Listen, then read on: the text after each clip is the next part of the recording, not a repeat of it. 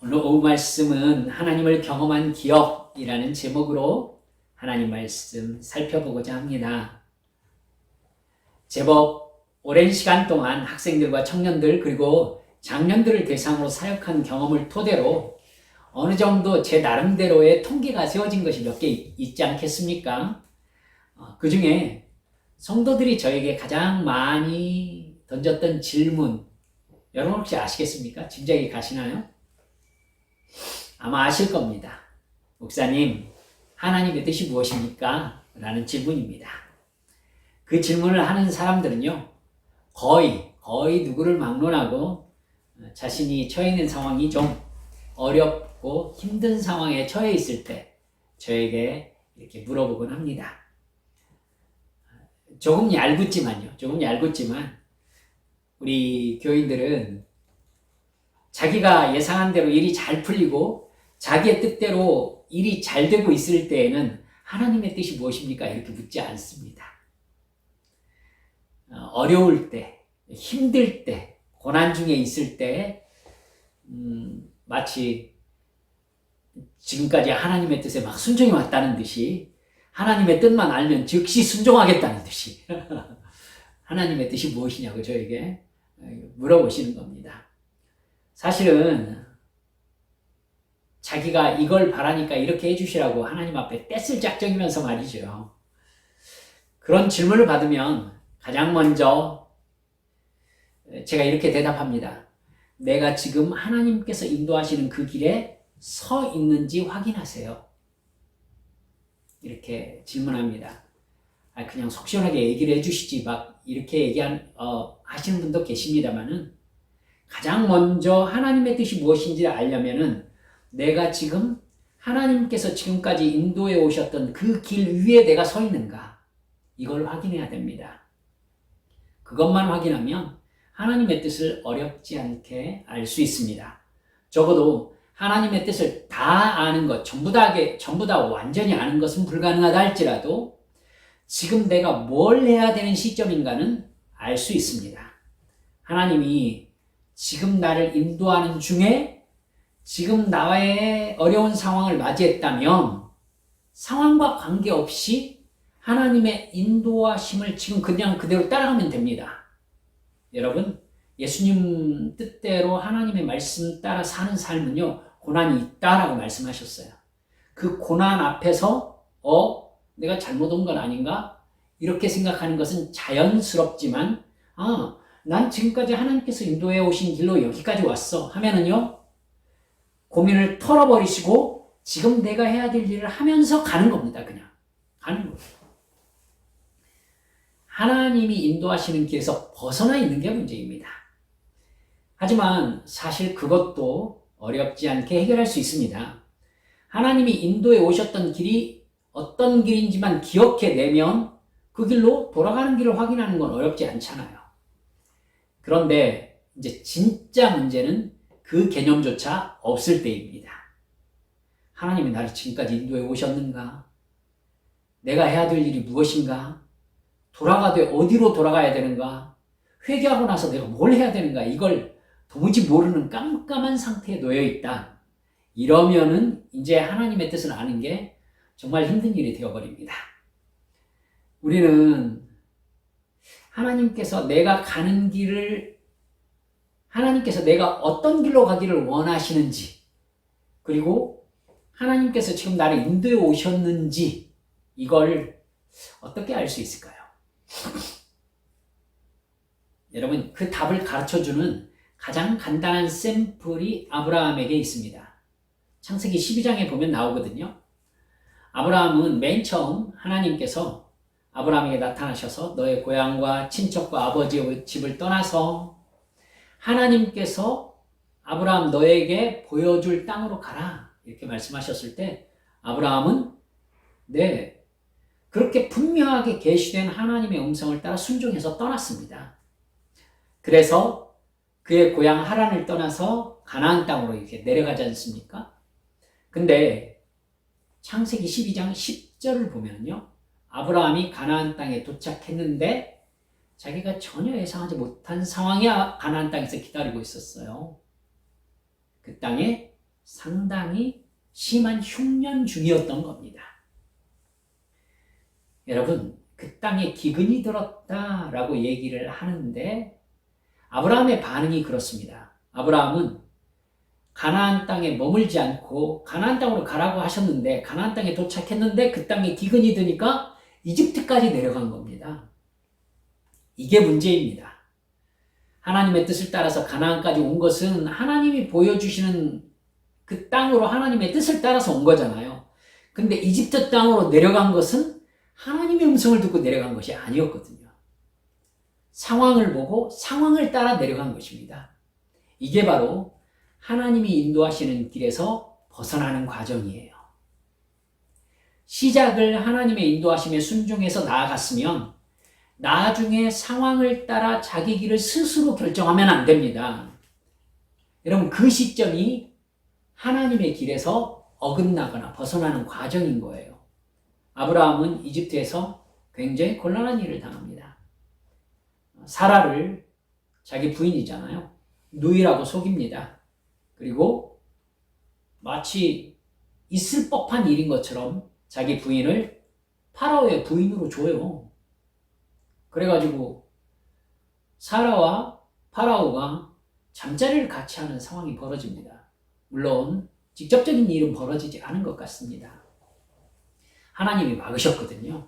하나님이 딱 끼어드셔서 파라오에게 너 그 여인 건드렸다가 너 죽는다.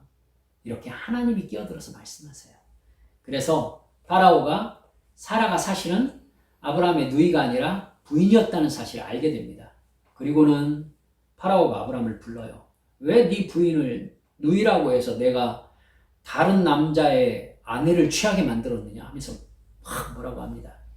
사실은 이게 굉장히 창피한 일이잖아요. 지금 하나님의 뜻을 따라서 살고 있는 사람이 거짓말 해가지고는 자기 부인을 파라오에게 주고 그 파라오가 하나님이 말씀하셔서 알게 되고 불러가지고는 네 부인이잖아 이렇게 얘기하는 상황. 여러분,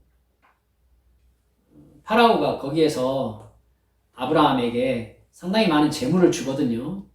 그래서 어떤 목사님들, 제가 속상해서 사실 말씀드립니다. 비난하려고 하는 게 아니라요.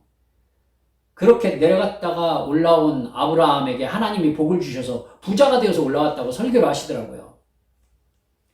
저는 그런 설교를 상당히 싫어합니다. 그런 식으로 성경 읽지 마세요, 여러분들. 아브라함은 거기에서 대단한 창피를 당했습니다. 그리고 하나님의 영광이 가려졌습니다. 아브라함은 다시 가나안 땅에 베델로 올라와야 했습니다. 물론 기근이 끝났는지 성경은 말이 없습니다. 하지만 기근과 관계없이 아브라함은 자기가 떠났던 그 자리로 다시 돌아와야 했다는 것, 여러분 기억하시기 바랍니다. 이게 하나님의 길에서 벗어난 곳으로 다시 돌아와야 된다는 것을 알려주는 말씀입니다. 하나님께 기도해서 그 응답을 따라 움직이다가 내 뜻대로 결정해서 움직이기 시작한 그 지점, 여러분 그 지점으로 돌아와야 됩니다. 하나님 돌아오게 하세요. 언제쯤 내가 기도를 소홀히 여기기 시작했는지, 언제쯤 하나님의 뜻보다 내가 처한 상황을 더 많이 생각하면서 그거에 의해서 움직이기 시작했는지 여러분 돌이켜 보셔야 돼요. 여러분 그 지점이 하나님께서 이렇게 쭉 인도하시는 길이었다면 살짝 어긋나기 시작하는 길이거든요. 맨 처음엔 돌아오기 쉬워요. 근데 한참 벗어나면 한참 돌아와야 됩니다. 근데 여러분 아시죠? 돌아올 때는 돌아온 길로 돌아와야지 지름길로 합류하는 길은 없어요. 돌아온 자리로 돌아와야 됩니다. 이 작업을 해내지 못하면 결국 하나님의 뜻을 깨닫지 못합니다. 정말 심각하게 잘못된 후에야 하나님의 뜻을 반강제로 깨닫고 순종해야 되는 상황에 이르게 되는 것이죠. 여러분, 근데 하나님의 뜻을 살피고 하나님과 교통하던 시절의 느낌 자체를 잃어버릴 정도로 영적 어두움에 쌓여 있다면 어떻게 해야 될까요? 하나님과의 교통이 아예 기억이 나지 않는 겁니다. 부끄럽습니다만 제가 그랬을 때가 있었기 때문에 여러분께 이렇게 고백드립니다. 하나님과 내가 어디에서부터 어긋났는지, 내가 언제부터 기도를 멀리하기 시작했고 언제부터 하나님의 뜻을 따르지 않고 내 상대로만 움직이기 시작했는지를 기억하지 못할 만큼 영적으로 어두워질 때가 있더라고요. 그러면 어디서 어떻게 시작해야 될까요? 막막합니다. 간단하게 기도부터 시작하라고 말씀드릴 수 있겠지만은 여러분 그때 뭘 기도해야 되죠?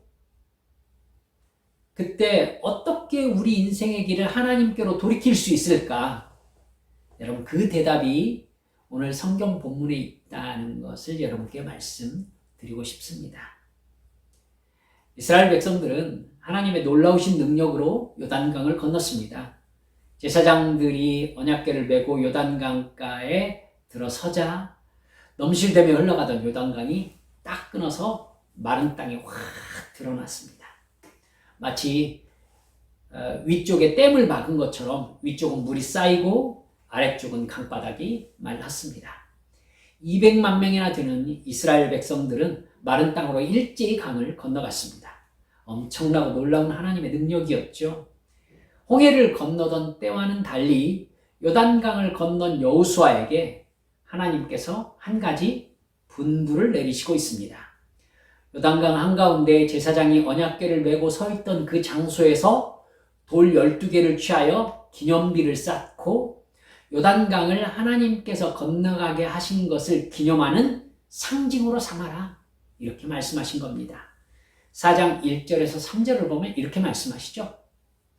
그 모든 백성이 요단을 건너가기를 마침에 여호와께서 여호수아에게 말씀하여 이르시되 백성의 각 지파에 한 사람씩 12사람을 택하고 그들에게 명령하여 이르기를 요단 가운데 제사장들의 발이 굳게 선 그곳에서 돌 12를 택하여 그것을 가져다가 오늘 밤 너희가 유숙할 그곳에 두게 하라 하시니라. 여호수아는 하나님의 명령대로 이스라엘 12지파에서 한 사람씩 택해서 언약궤를 맨 제사장들이 서 있는 이 강바닥에서 돌 하나씩을 가져오게 했습니다. 여호수아가 하나님의 말씀대로 그렇게 조치하고 그렇게 하는 이유를 6절, 7절에서 이렇게 말씀하고 있어요. 이게 중요한데요. 이것이 너희 중에 뭐가 되리라? 표징이 되리라. 후일에 너희의 자손들이 물어 이르되 이 돌들은 무슨 뜻이냐 하거든 그들에게 이르기를 요단 물이 여호와의 언약궤 앞에서 끊어졌나니 곧 언약궤가 요단을 건널 때 요단 물이 끊어졌으므로 이 돌들이 이스라엘 자손에게 영원히 기념이 되리라 하게 하라 하니라. 그 후에 여호수아의 행동이 우리가 읽었던 20절에 나오고 있는 겁니다. 요단강 바닥에서 돌 12개를 가져다가 길갈에 세웠습니다. 9절에서는요. 탑을 하나를 더 쌓는 걸 볼 수 있어요. 여호수아가 또 요단 가운데 곧 언약궤를 맨 제사장들의 발이 선 곳에 돌 12를 세웠더니 오늘까지 거기 있더라. 이렇게 나와 있죠. 그러니까 제사장들이 서 있었던 곳에 12돌탑을 하나 더 세운 거예요. 그래서 제가 지난주에 말씀드렸잖아요. 이게 제사장들이 서 있는 강 한가운데, 즉 강 가장 깊은 곳이었다면 가장 깊은 곳이었다면 아마 거기에다 돌 12개 쌓는 것은 의미가 없지 않겠느냐 제가 그래 말씀드렸죠. 그래서 아마 제사장들은 요단 강을 맨 처음 밟았을 때 그 자리에 계속 서 있었을 가능성이 있어 보인다. 제가 볼 때는 거기에다가 여호수아가 탑을 세우고 건너편 길갈에다도 탑을 하나 세워서 12돌로 만든 탑이 2개 세워졌던 것으로 보이는 겁니다. 이 두 돌탑은요, 하나님께서 요단강을 갈라서 이스라엘 백성들이 건너게 하셨다는 사실을 나타내는 기념비가 될 것이다. 이렇게 말하고 있는 겁니다. 이 돌탑은 후세에 대한 교육인 동시에 신앙 간증이기도 한 것이죠. 이 기념비는요, 앞으로 이스라엘 백성들이 대대로 요단강을 하나님께서 건너가게 하셨다는 사실을 기억하게 하기 위해서 그리고 옛날부터 그렇게 역사하시는 하나님을 의지하면서 하나님을 경외하게 만드는 표지로서 세워진 것이었습니다. 이게 바로 우리가 하나님의 뜻을 다시 기억해내는데 참 중요한 포인트가 됩니다. 예수님을 믿는다는 것은요, 살아계신 하나님을 만난다는 겁니다. 즉, 영이시고 신이신 존재와 내가 인격적인 관계를 시작한다는 말이에요. 여러분, 세상의 종교는 스님이나 무당, 이런 분들은 신과 통한다는 어떤 특별한 존재를 주장할 때가 있지 않습니까? 그러면서 신의 뜻을 안다고 그렇게 얘기하지만 하나님을 섬기는 기독교는 전혀 다릅니다.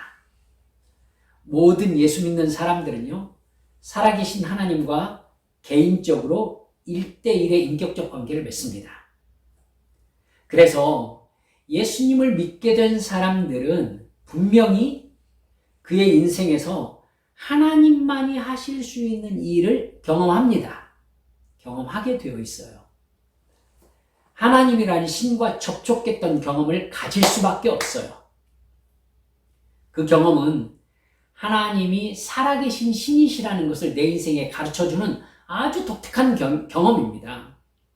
예수님의 십자가를 나의 것으로 깨닫게 되는 새로운 인식세계가 열려지는 경험이거든요. 자기가 다 알지 못했던 죄를 하나님께 회개한 경험, 또 누군가와 만났는데 그때 눈물을 흘리며 회개했던 경험, 또 하나님의 은혜를 크게 깨달아서 하나님의 사랑과 은혜에 너무나 감사하며 눈물을 흘렸던 그런 경험들. 각자에게 이건 굉장히 독특한 사건이거든요. 그래서 이건 내가 만들어낼 수 없는 사건이라는 걸 내가 알고 있어요. 그래서 그 순간이 하나님이라는 분이 나와 만나주신 시간이었구나 라는 걸 알게 되는 것이죠. 이렇게 예수님을 구주로 믿게 된 사람들은 어떤 식으로든지 하나님과 만나게 된 경험을 기억하고 있기 마련인 겁니다. 그때 우리는 틀림없이 내가 어떻게 사는 것이 하나님의 뜻을 따라 사는 것인지를 알게 되어 있어요. 알게 되어 있습니다. 내가 지금 무엇을 하는 것을 하나님이 기뻐하시는가 깨닫게 되어 있습니다. 그리고 그 뜻에 순종할 때 내 마음속에 차오르던 기쁨으로 하나님이 계시는구나를 경험하게 되어 있어요. 어떤 사람이 목사님, 제가 그때 하나님 앞에 그렇게 기도할 때 제 마음이 얼마나 기뻤는지 모릅니다. 이렇게 말하는 분은 틀림없어요. 나 이제 기도하며 살리라. 이렇게 작정하면서 하나님께 찬양하면서 기도할 때 너무 큰 행복을 맛봤던 사람들인 겁니다. 여러분, 이렇게 하나님과 만났던 경험이 바로 홍해를 건넌 경험이요, 요단강을 건너는 경험임을 믿으시기 바랍니다. 여러분, 그렇게 하나님과 만난 경험은 우리의 인생의 한 기념비가 되는 거예요. 요단강을 건넜을 때 그 돌탑을 쌓았던 것처럼 돌탑 하나가 되는 겁니다. 그때 하나님께서 나를 만나 주셨었다. 회개하게 해주셨다. 그때 내가 예배할 때 하나님이 살아계시는 그 기쁨이 내 안에 충만하게 차고 넘쳤었다. 내가 그때 기도했는데 내가 얼마나 눈물을 흘리면서 내 죄를 회개했는지 모른다. 내가 평소에는 그걸 죄라고 생각하지도 못했는데 그때 얼마나 가슴 아프게 내 가슴을 치면서 나를 용서해달라고 기도했는지. 여러분, 그게 다 내 인생에 하나님을 경험한 기념비들인 거예요. 여러분, 하나님을 경험한 기념비가 내 인생에 그렇게 하나, 둘 세워지고 있는 겁니다. 마치 요단강을 건넌 표시로 길갈에 이스라엘이 기념비를 세운 것. 이스라엘 백성들에게 자기들이 어떻게 가나안 땅에 들어왔는지를 분명하게 가르쳐주는 증거잖아요. 내가 하나님 앞에 하나님을 인식하고 회개했다라는 기억을 분명히 하나님께서 남겨주셨던 겁니다. 여러분, 그것들은 내가 하나님과 어떤 관계인지를 되살려주는 기억의 모티프인 겁니다. 오랜 시간이 흘러서 요단강을 건넌 세대가 다 죽고 자녀 세대가 그 땅에서 살아가게 될 때에도 길갈의 기념비를 딱 보면서 하나님이 우리 아버지 때를 요단강을 가르고 건너게 하셨어. 그 증거가 이거야. 그분들이 강바닥에서 돌을 가지고 와서 여기에 이렇게 12개를 쌓아 놓으신 거야. 여러분, 이게 하나님의 존재와 하나님의 사랑과 하나님의 능력과 약속을 깨닫게 해주는 장치가 되는 겁니다. 이게 우리 인생에서 하나님을 만난 기억들이 하는 역할인 거예요. 그렇게 하나님을 경험하게 된 사건이 한 번만 있습니까? 아니에요. 이렇게 말씀드렸던 것처럼 쌓여져 가는 겁니다. 그 쌓여져 가는 것이 나에게 어떻게 돌아봐지는 거죠? 하나님이 내 인생을 인도해 가고 계시는구나를 깨닫게 해주는 증거인 겁니다.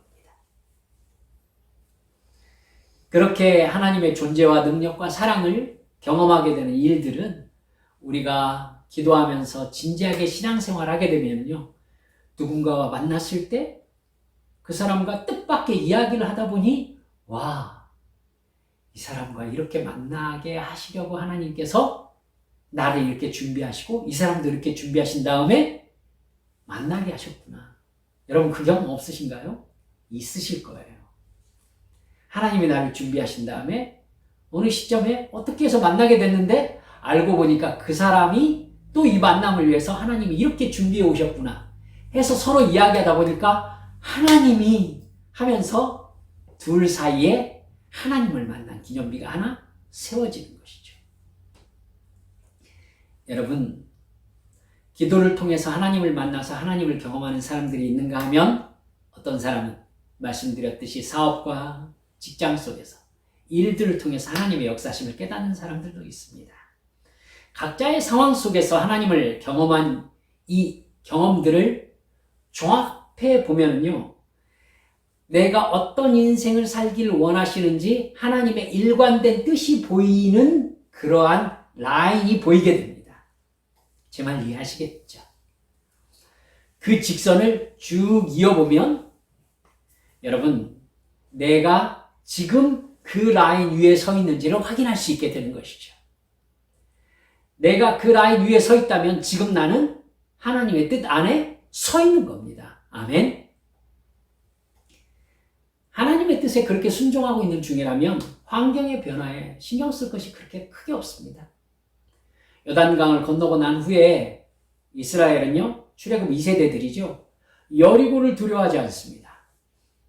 여러분 아마 출애굽 1세대 같으면 여리고 앞에서 별일이 다 일어났을 거예요.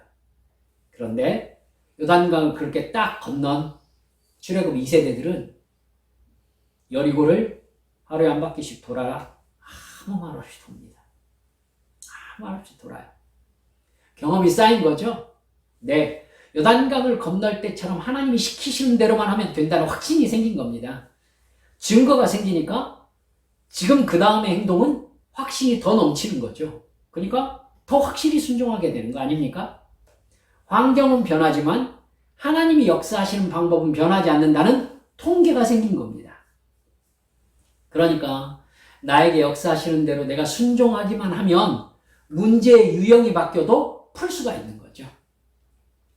이게 바로 지금 내가 따라야 되는 하나님의 뜻을 알아내는 방법입니다. 아브라함처럼 하나님과의 관계를 떠나서 내 마음대로 가야 할 길을 결정했습니까? 그때 다시 내가 마지막으로 경험했던 하나님과의 만남의 경험을 떠올려 보는 겁니다. 그때 알게 되었던 하나님의 뜻을 생각합니다. 그리고 내가 그때 깨닫게 되었던 하나님의 뜻에 순종하고 있는 중인가를 점검하는 겁니다. 근데 순종하고 있는 중이지 않다? 어디로 가야겠습니까? 순종의 자리로 돌아가면 되는 겁니다. 당자 아버지 집에서 나갔잖아요. 어떻게 하면 되죠? 아버지 집으로 돌아오면 되는 겁니다. 할렐루야. 여러분, 그리고 그과 하나님의 은혜에 직선으로 서 있는지를 늘 점검하는 습관이 된 사람은요, 하나님의 인도하시는 길에서 어긋날 리가 없습니다. 여러분, 물론 다시 기도하는 건 가장 기본입니다. 근데 여러분, 기도하면서 하나님의 인도하심의 길을 내가 통계로 알고 있는 것은 뭘 기도해야 되는지를 알고 있다는 뜻이에요.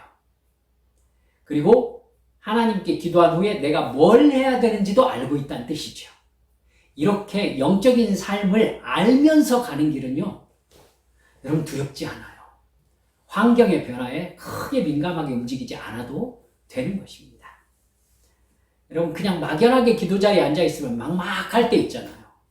그 막막함은 내가 어느 길에 서 있는지가 방향 감각이 상실되었을 때 일어나는 일이거든요. 그게 아니라 하나님이 나에게 그때 뭐라고 하셨더라? 뭘 하라고 하셨더라? 내가 그 일을 하고 있던가?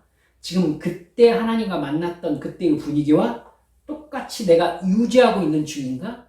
마지막으로 하나님을 경험했을 그 순간과 지금 내가 그 선 위에 서 있는지를 확인하면 내가 어떻게 하면서 하나님의 음성에 순종하며 나아가야 될 것인지를 알고 갈 수 있다는 것이죠. 여러분, 이렇게 나와 하나님과 만났던 만남의 기념비가 내 인생에서 세워져 있는 것 참 중요합니다. 그래서 여러분 핸드폰에다 메모장에다가 이러한 일 속에 오늘 나는 이건 하나님께서 나에게 이렇게 말씀하시는 거였구나 라고 깨달았던 그 깨달음을 적어놓는 거 아주 중요해요. 내가 방향을 잃을 때마다 그걸 딱 보면서 그때 하나님께서 나에게 이렇게 깨닫게 하셨었지. 그 자리로 딱 해서 선을 쫙 그어보고 거긴가? 하고 내가 어디에 서 있을 것인지를 생각하는 겁니다. 알고 가는 거죠. 여러분, 우리가 말씀을 정리하면서 한 가지 더 깨닫고 가야 될 게 있습니다.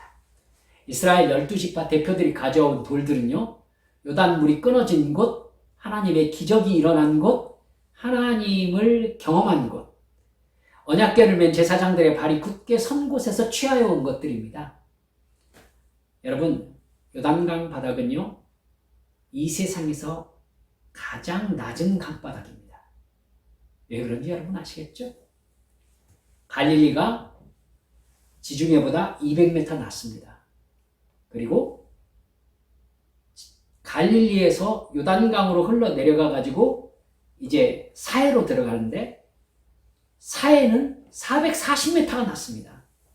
그러니까 요단강은 이 세상에서 가장 낮은 지역을 흐르는 강이 되는 것이죠. 수평선보다 200m에서 400m 정도 낮은 곳을 흘러가는 강이 되잖아요. 무슨 뜻입니까? 이스라엘 12지파는 세상에서 가장 낮은 강바닥의 깊은 곳까지 내려갔었던 사람들이라는 뜻입니다. 근데 그곳에서도 하나님께서 함께 계셔서 물이 그들을 침범하지 못하게 하나님이 지켜주셨습니다. 그래서 이스라엘 사람들은 강을 무사히 건널 수가 있었고 그곳에서 경험한 하나님을 기념하기 위해서 돌을 가지고 나올 수 있었던 것입니다. 우리도요, 인생의 밑바닥에 내려가면서 죽을 것 같은 느낌을 가졌을 때가 있습니다. 그때 하나님 나에게 도대체 왜 이러시는지, 나를 사랑하신다면서 뭐하고 계시는지 모르겠다고 푸념을 할 때도 있지요. 근데 여러분, 그렇게 낮은 곳을 거쳐서 왔었던 우리의 인생을 한번 돌아보세요. 거기서도 하나님께서 나를 붙잡아 주시고 붙들어 오시지 않았습니까? 인생의 밑바닥까지 내려가 본 성도들의 한결같은 간증은 그 바닥에서도 하나님께서 나를 붙들어 주셨다는 말입니다. 이렇게 밑바닥까지 내려가 본 기억이 있는 성도들은 웬만해서는 흔들리지 않습니다. 그 강바닥에서 나와 함께 하셨던 하나님께서 지금도 나와 함께 하실 것을 믿고 있기 때문이거든요. 바로 그 바닥에서 나와 함께 하셨던 그 기억들이 내 인생에서 가장 크게 하나님을 경험한 기념비가 된다는 사실을 깨닫게 된 것입니다. 그 바닥에서 길갈에 쌓을 기념비들을 주어왔잖아요. 그 밑바닥에서 내가 가장 힘들고 눈물을 흘릴 때 경험했던 하나님이 어떤 하나님이셨습니까? 기억나십니까? 말씀을 맺습니다. 우리 인생에서 길을 잃고 헤매는 일이 생길 때 우리는 하나님과 만났던 요단강의 기적, 나를 맨 처음 만나주시면서 완고한 내 가슴을 무너뜨리고 나를 울리시던 하나님의 그 뜨거운 사랑과 역사하심 돌이켜보실 수 있으셔야 됩니다. 하나님이 나에게 어떤 분이셨습니까? 저는 요즘 하나님께 기도하면서 그렇게 기도합니다. 하나님 하고 기도하러 딱 앉으면요, 성령께서 제 입을 딱 닫으실 때가 있으세요. 그리고 제 기도 듣지 않으시고요, 성령께서 제 마음 가운데 계속 말씀하세요. 아들아, 내가 누구야? 하나님이시지요. 그래, 너에게 하나님이 누구야? 저를 구원하신 아버지이십니다. 그래, 내가 네 아버지지. 너 네 아이들 사랑하지? 사랑합니다. 얘야, 내가 너를 네가 네 아들, 네 딸 사랑하는 것보다 덜 사랑하겠니? 아니지요. 하나님, 제가 우리 애들 사랑하는 것보다 하나님은 저를 훨씬 더 사랑하고 계시다는 걸 저는 알고 있습니다. 얘야, 그럼 네가 걱정할 게 뭐니? 여러분, 하나님이 나에게 누구셨는가? 하나님이 어떤 아버지셨는가를 붙잡고 내 입에서 기도하기 시작하는 그 기도와 이거 없이 기도하는 그 기도는 내용이 완전히 달라요. 여러분께도 이렇게 여쭐게요.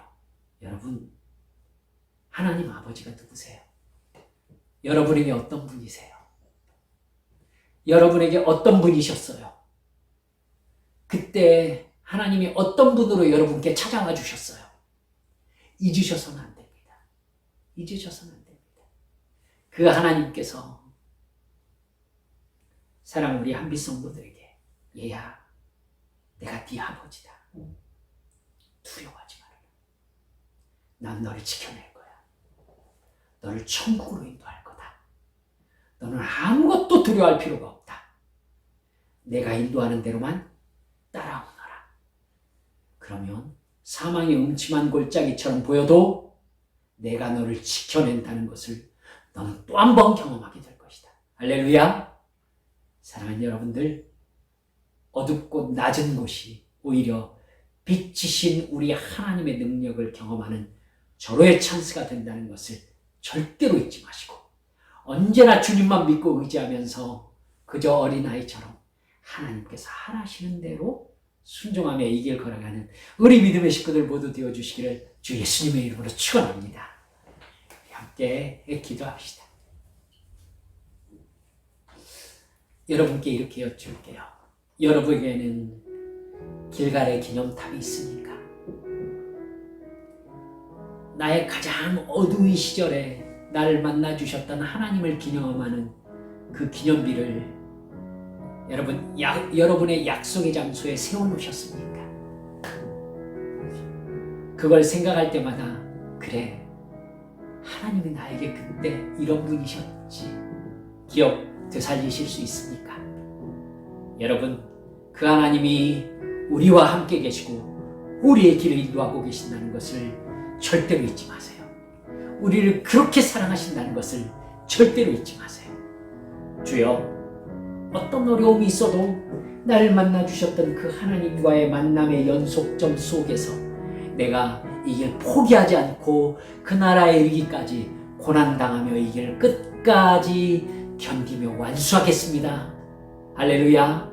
우리 하나님 앞에 그렇게 주님의 길 걸어갈 수 있게 해달라고, 성령 충만함으로 나에게 가르쳐 주시라고 주님 앞에 함께 통성으로 기도하시겠습니다. 기도합니다. 아버지 하나님,